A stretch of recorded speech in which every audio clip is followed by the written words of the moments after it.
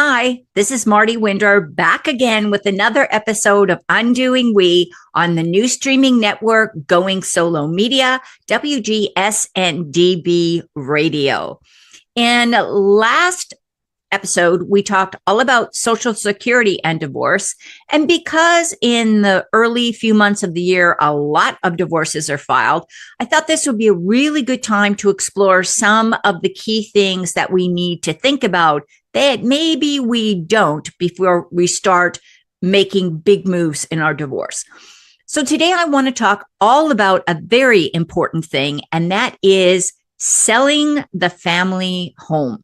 A lot of people are going to find that in the divorce process, they cannot retain the family home. Maybe neither one of the partners wants it, or maybe the person that wants it, unfortunately, is not going to be able to qualify for a mortgage, and therefore keeping the family home is not going to be a practical, strategic, or possible option. So I have a great guest to answer all kinds of questions. I want to introduce you to a conversation I had with Kat Timpson. She is a realtor with Coldwell Banker in New Jersey, and she really helps couples going through divorce to understand what their options with the family home are, and then to make a decision on how to most effectively sell it and get the very best price. So this conversation happened a couple of years ago, but I recently talked to a realtor who assures me exactly what we talked about is still an issue in most markets in the United States.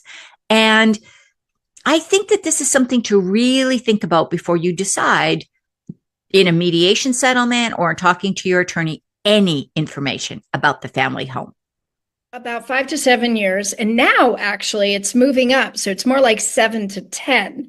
So that's changed and that's really a function of what we see in our environment and economy now, which is, of course, that there are less homes on the market. So people are almost forced not to move as often.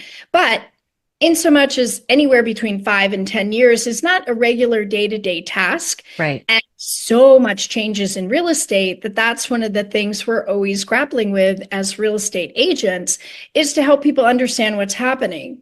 E.g., for example, when it was 20 years ago, people were buying houses, they thought that they should always offer a price under the ask.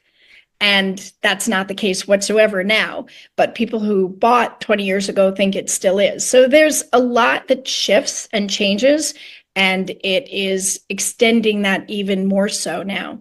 Yeah. And thank you for that, because you're right. It really has property prices are and the availability, the supply on the market of the quality and the type of homes that buyers are looking for really impacts that. I just had a friend in Dallas who sold a house for, I think it was $25,000 over list price. And I was like, how on earth can you do that? I mean, it was a very expensive home to start with, but you know what I mean? It was a couple of $1 million home. It wasn't my kind of home. It was her kind of home. But,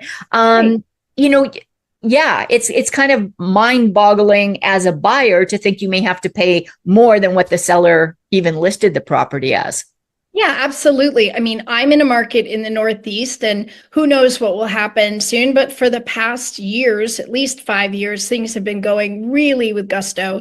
And we've seen everything from over by 5,000 to over by 200,000. And it doesn't have to be in the higher end of the market. That can be actually in sort of the mid-market, which is where a lot of people are able to make a purchase. And so there's a lot of competition. And whenever there's competition, there is going to be some sort of price war, some sort of multiple offer situation, and people are just scrambling. So they make offers wherever they feel like it will get them to the finish line. Yeah.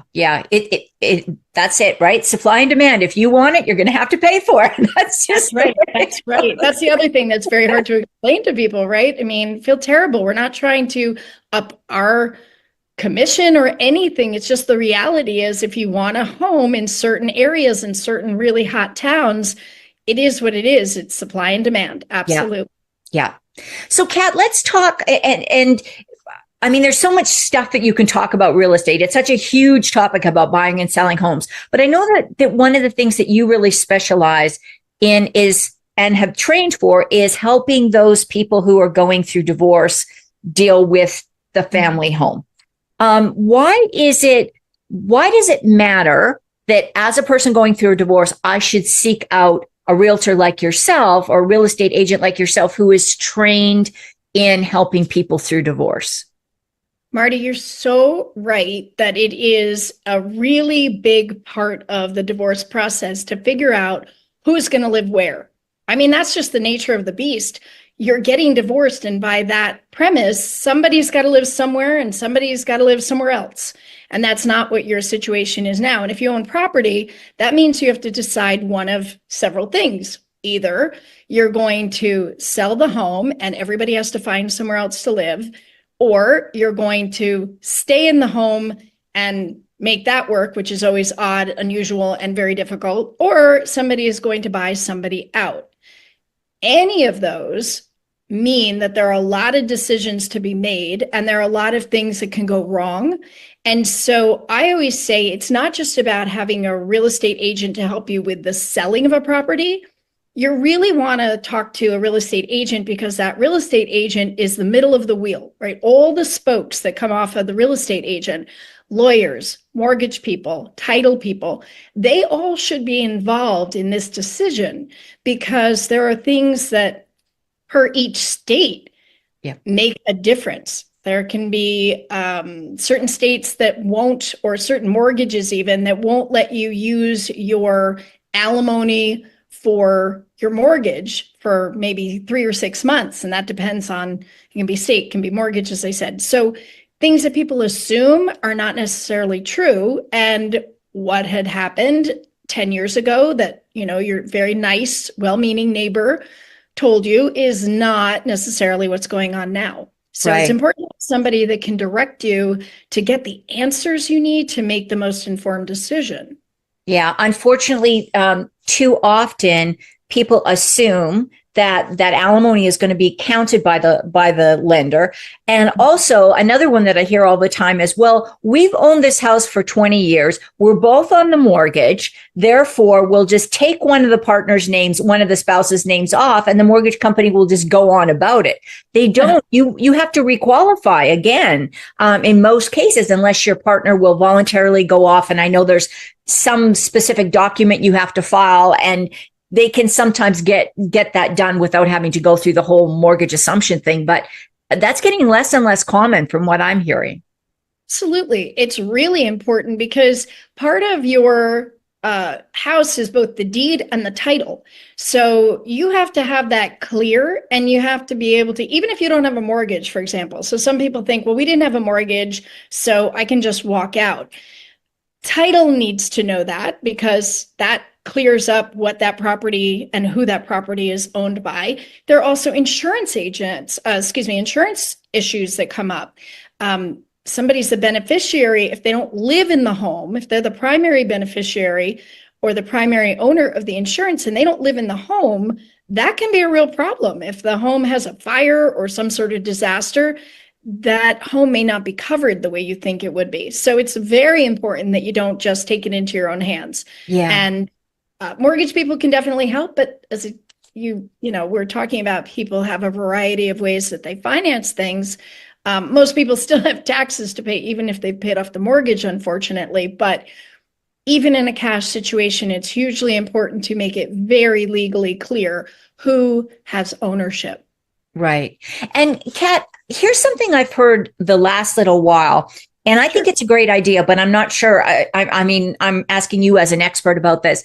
If a couple's going through a divorce and it's fairly contentious, and there's no way that they can either buy each other out, nobody's going to be able to afford the home, or for whatever reason that's off the table, and they are selling the home, but they're both involved in the sale.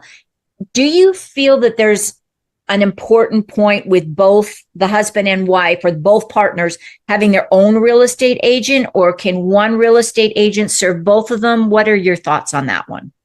So that's a great question, because I think that's the assumption, is that somebody can have a real estate agent on one side and the other. And really that makes it very difficult, because now you've got two agents on one side and ostensibly a buyer's agent. So you've got another agent, everybody's got their lawyers and it makes it complicated. But the truth of the matter is that's why people are trained to help people through divorce. So if I'm helping a divorcing couple, they are going to be my clients regardless of whether or not they're working together in the same room. So for example, I may have to communicate with one partner on text, but then it behooves me to make sure that that other partner knows exactly what I've said to partner number one, so that there's no sense of impropriety, that there's no favoritism. It's my job to be basically the house advocate and to not take sides. That said, it's not easy. And sometimes one gets put in the situation of being a referee but being trained to understand that you're not the referee, that you have the right to say, I'm not the referee, I'm not your lawyer, I'm here to handle this for both of your futures to make sure that you guys don't have any financial problems going forward. Because one of the things that often happens in divorce is people do, as you were saying, take things into their own hands, and they'll say, well, I'm not going to pay the mortgage. Well, guess what? When that kind of thing happens, that really ruins your credit going forward and ruins the opportunity for you to have a healthy buyer or ownership opportunity later in life. Even if you want to sell and rent for a while, you still may want to be a buyer at some point, and that can do serious damage. So it's important for a real estate agent who's dealing with a divorcing couple to at least have some semblance of understanding of the case and understand that they are working for both people. In my opinion, it works much better. It's hard. It's not fun because neither person, if it's contentious, they don't like each other. Right. They don't want to be in agreement. That's another problem. It's really important to be keeping everybody in the loop and explain why a particular effort is being made. Sometimes you have to put money into selling a home. Sometimes it needs staging or decluttering or any number of things to prepare it, and that costs money. Who's going to pay that? How's that going to work? If you had two agents doing that for each of the couple on one side of the equation, it gets even more complicated. On top of that, you have family lawyers, because each person ostensibly has their own lawyer or legal person or team. And then you have a real estate lawyer for both the buyer and seller. You can see the more people involved, the more complicated it gets. So my particular recommendation is to use one real estate agent on your side as selling, if you have to sell, to work it out so that you have somebody who is absolutely 1000% on the side of your future and for both of you. Okay. That's really informative. Thank you. Because I agree with you. There gets sometimes the divorce teams on both sides. I was recently called in to be a divorce coach for a client who already had like a couple of other coaches for something unrelated to her divorce. Then she had like 4 or 5 divorce professionals on her team. And her husband had like a collection, like a posse of about 8 people on his team. And I'm thinking like, there's too much management here. So I did not work with her because I just felt there's no way I could be effective because she was trying to bounce ideas off of everyone. I'm like, no, that's, that's just adding to the problem. So I turned down working with her for that reason. But, the more cooks are in the kitchen, the more problems there are getting the meal out on time. That's always the case, right? I agree with that 100%. By the same token, I think that people think that, especially in divorce, that one person can help them. And that's almost always, they think it's the lawyer. And the truth of the matter is family lawyers, divorce lawyers, most lawyers either have a lot going on or they often practice different practices, right? So hopefully you're dealing with somebody who only deals with family law. That whittles it down, but also they are not a real estate agent. They don't know what the market is doing. They don't know what the mortgage rates are. They don't know how to make sure the title is okay. They don't know where the taxes are. All they can do is get a handoff of a mortgage release or a tax report from the town, but that doesn't make them an expert. And I think a lot of people just say, oh, I'll use my attorney. Right. And quite honestly, we're already behind the 8 ball when people say, oh, I'll just use my whatever attorney to do real estate instead of a real estate attorney, because that alone makes for difficulty. A real estate attorney knows the state laws about real estate, Right. and they're different for every state, and they're complicated. And so somebody says, oh yeah, my brother-in-law is a litigator in one state and he's going to take care of this. Not that literally makes the realtors go, Yeah. it's not. It's just, we know that there's going to be a problem because they don't have the language, they don't have the resources to understand how to negotiate this particular kind of deal or situation. So it's important to have specialists, but it's important to have a team.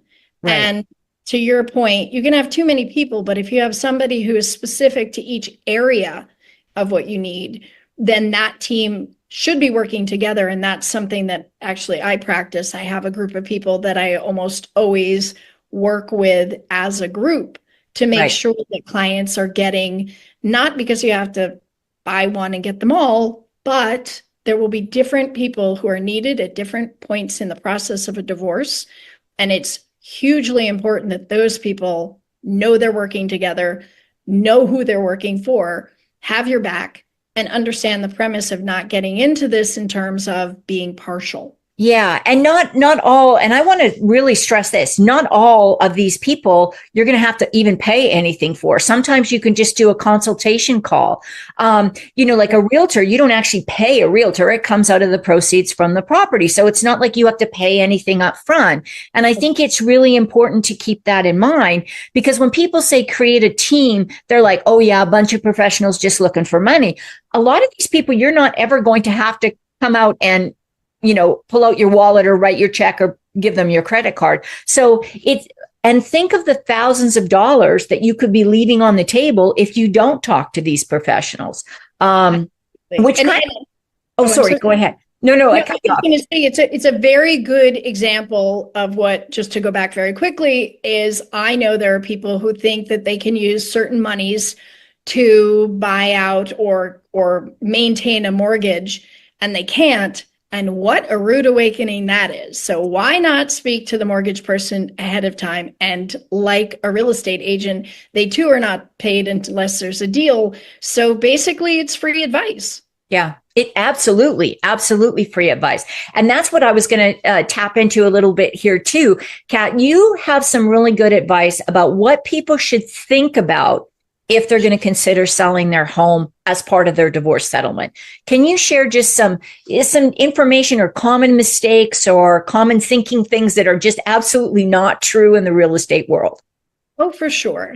I think that one of the most important things, and this sometimes is state dependent, but people forget that if they're getting divorced, having lived in the home for a while, more than 5 years, often more than 10 years, that home is not the same structure it was when they bought it. So one of the big things I always recommend is that they have a pre-sale inspection. And I say that because once you are divorced, property is done. You can go back sometimes, in some cases, and change some of the notes in a divorce settlement, like child support, or if somebody loses a job, certain things can be modified. With property, the minute you're out and signed, you're done. So it's really important to know what the issues are. Say one partner is going to take the home and the other is going to buy them out. Well, what's the value of it? The value is what the house needs. It's not just what you could get on the open market. It's what it needs. So say there's a house and we think it's worth $5 and we've got savings and bonds, stocks that are worth $5, and we take that, we split it, because in New Jersey, for example, it's equitable distribution. So $5, $5, you go your way, I go mine. Now I have a house. Great, it's worth $5 until you find out that the boiler doesn't work, the roof leaks, and you've got a lot of things that you need to put into that. Now you've taken away from your value of $5. Now it's $4, maybe even $3. The other person's walked away with $5. You've only got an equitable asset of $3, if that makes sense. Yeah. So it's very important when you are still together to understand what the asset is worth and valued at, and to use the monies that are the joint monies for the house as best you can to solve the problems. It also helps with sales. If you are going to sell, if you've had a structure that's been there for a while, there are often problems, and some of those problems need to be addressed before selling. That is not the same as saying you need to renovate your bathrooms and your kitchens and do everything over. That's not the case. But if you have a leak that you're not aware of, it's darn sure going to come out and you're going to have to deal with it. And it's so much better to deal with any of that ahead of time because you're already anxious once you're getting divorced. If you're in the middle of a sale and it's going somewhere and it gets held up because there were things you should have taken care of ahead of time, it's a problem. The other thing is, even though in theory, yes, you don't pay anything until you sell a home, the truth is in our marketplaces, almost everywhere in the US, it's imperative that you present the home in its best light in order to get the most value out of it from the market. So you may have to put in some money. You may need to give it new garage doors, which strangely are one of the things that are the biggest value add. I don't know why, but you may need to have somebody come in and remove a lot of things that you own together because it's just too cluttered.